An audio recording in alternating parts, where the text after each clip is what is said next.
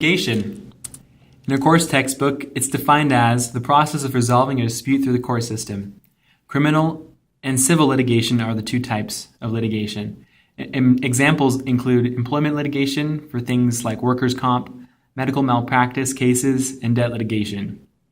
Let's take a civil case to describe the civil litigation process. Kyle. This is Kyle. He's a made-up person. He begins this lawsuit because he feels he's being wronged. This person is called the plaintiff. Rachel is a person who apparently is being accused of causing the injury. Rachel is called the defendant. So Kyle can write a letter to Rachel demanding her to do something specific to satisfy him. If Rachel doesn't do it or ignores it, Kyle can start a lawsuit. He can essentially sue her. He'll issue summons which tell her she's being sued and file a complaint with a civil trial court. He'll send a complaint as well, which is a specific document telling information regarding why Rachel has offended him in some way. The complaint, in it, he'll state the offenses that Rachel has caused to him. He'll ask for money to cover damages that may have been caused or something fair to happen in some other way. Now, Kyle begins a more complicated process called the discovery process. The discovery process does include written questions sent to Rachel about the problem they're both having with each other. These questions are written down and can be used later on in court. Now, the process is a two-way street. Both sides can write letters and ask each other questions. So Rachel can also do the same to Kyle, inquiring questions about the problem. The plaintiff may also ask for copies of documents to review as well. Now, after this discovery process has been completed, a settlement occurs in most cases. This is a time to try to resolve the issues before the trial, if at all possible. In the case that no settlement is reached, this litigation will continue on to trial.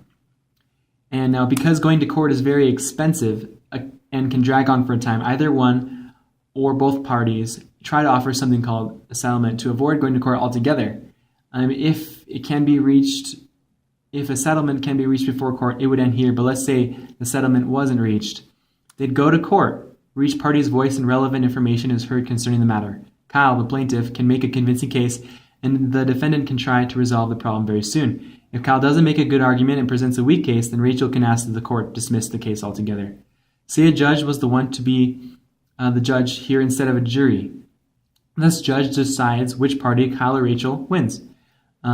Say Rachel loses the case. She can ask the court to throw out the decision or jury verdict if evidence didn't back up the decision. She can ask that the award to Kyle be reduced, but the court has authority to decide whether or not to do these things.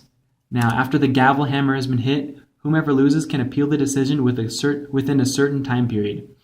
And the appellate court reviews everything regarding the trial and makes a decision. If the losing person doesn't like what the appellate court agreed to by their opinion, the losing team can appeal to either the state Supreme Court if the litigation happened in a state court, or the U.S. Supreme Court if the litigation happened in a federal court.